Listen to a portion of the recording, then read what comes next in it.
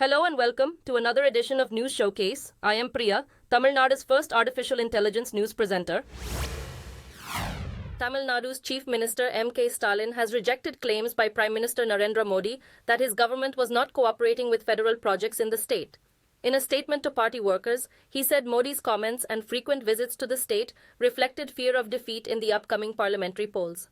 The statement comes in the wake of a row over a newspaper advertisement in Tamil Nadu, which featured a Chinese flag on a rocket, along with images of Modi and Stalin.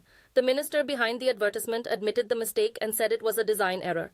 The ad was published as the Prime Minister unveiled a spaceport project in the far south of Tamil Nadu on Wednesday.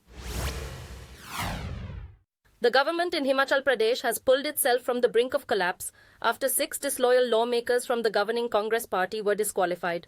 Earlier this week, the lawmakers surprised the party by backing a rival candidate in the parliament's upper house. The Speaker of the House ruled that their move violated the anti-defection law. It sparked fears that the government would fall due to a lack of majority. After their disqualification, the Congress party had 34 members in the legislature, which is a simple majority in the 62-member. The Congress party's Priyanka Gandhi said the defections were the result of abuse of financial and political power. The turmoil comes as India prepares to choose a new parliament in polls in the coming months. Karnataka has extended the deadline by 2 weeks for shops and businesses in the state to have signboards in Kannada language. Deputy Chief Minister D.K. Shivkumar said the government expected its citizens to obey the law. Many political groups in the southern state, where language is a sensitive issue, have offered support for the campaign to promote Kannada language. Earlier, Chief Minister Siddaramaiah urged people from other regions of India living in the state to learn the language. Under the new law, it is mandatory for shops to display their names in Kannada language, but also allows other languages on signboards. Known as the Comprehensive Development Bill 2024, it has been approved by the legislature and the state governor. The governing Trinamool Congress party in West Bengal has defended the delay in arresting Sheikh Shahjahan, who was on the run for more than a month. It said the court's intervention made his arrest possible, but the rival BJP said the delay in finding him was staged. According to reports, Sheikh Shahjahan of the Trinamool Congress and his supporters have been accused by women in Sandeshkali village of sexual assaults and grabbing their land. Shahjahan hit the headlines after mobsters attacked officials from the Enforcement Directorate who went to the village to investigate allegations against him.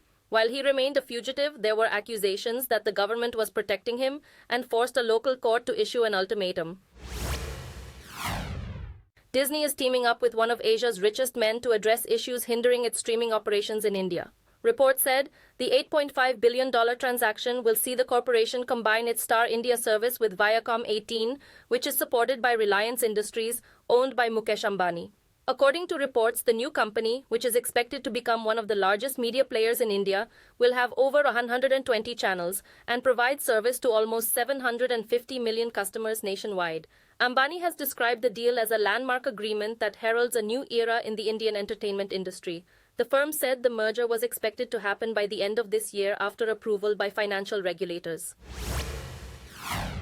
Air India was hit with a fine of 30 lakh rupees in connection with the death of an elderly traveller who was not provided a wheelchair on time. According to Air India, earlier in February, the 80-year-old man at the Mumbai airport preferred to walk to the immigration desk instead of waiting for a wheelchair. It said his wife was given a wheelchair, while another one was being arranged for the man amid many requests. Aviation regulator DGCA ordered the fine after it reviewed the airline's response and held it accountable for the incident. Renowned chip designer and former CEO of Intel India, Avtar Saini, was riding a bicycle in Mumbai when he was killed in an accident involving a taxi. The 68-year-old Saini was well known for his contributions to Intel's 386 and 486 microprocessors, as well as for spearheading the Pentium processor's design. He was taken to the hospital immediately after the accident, but he died of his injuries. Saini skidded on the road after the cab struck his bicycle from behind while he was being followed by other bikers in the group.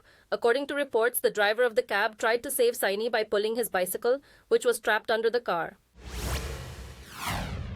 Jammu and Kashmir's first ever multi-purpose indoor sports hall in Handwara marks a momentous occasion for the local sports community.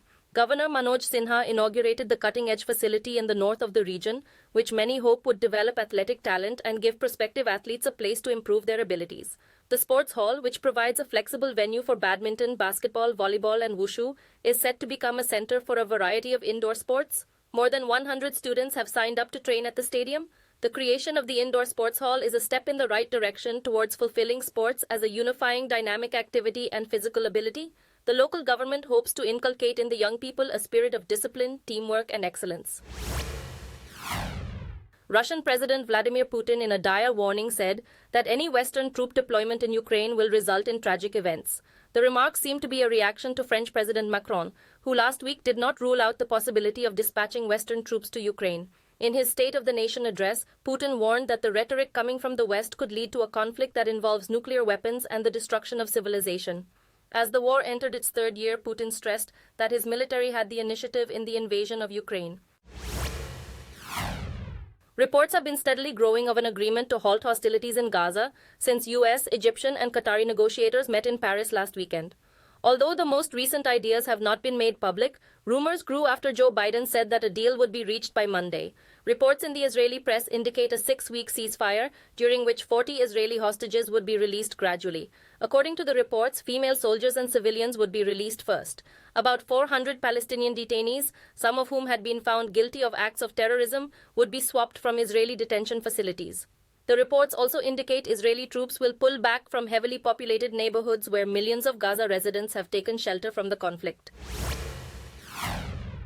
A court in the U.S. state of Illinois has declared that Donald Trump had participated in insurrection and disqualified him from the state's primary vote. The judge has put the decision on hold until an appeal before the election takes place on March 19th. Trump has been eliminated from the primary ballots in Colorado and Maine due to his violation of the insurrection provision of the 14th Amendment. The U.S. Supreme Court is expected to make the final decision.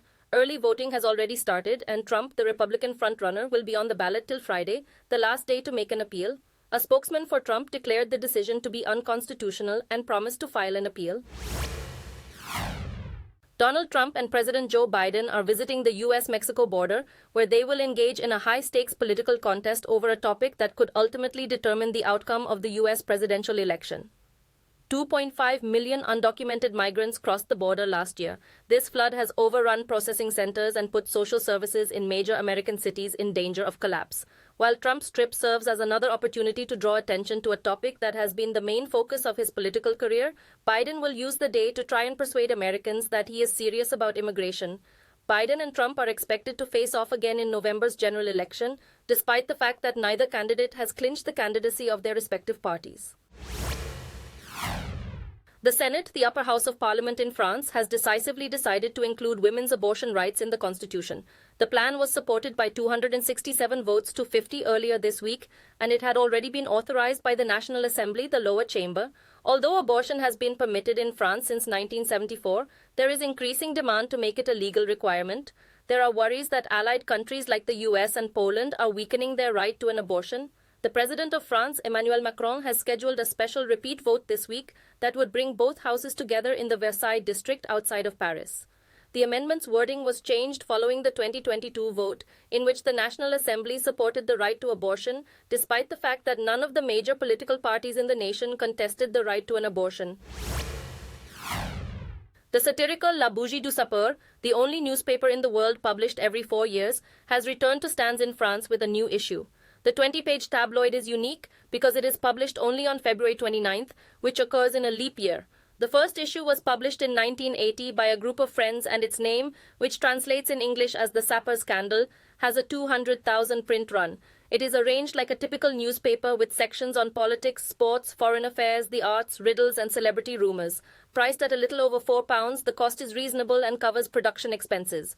The newspaper is exclusively available with newsagents and newspaper kiosks, and there is no online edition.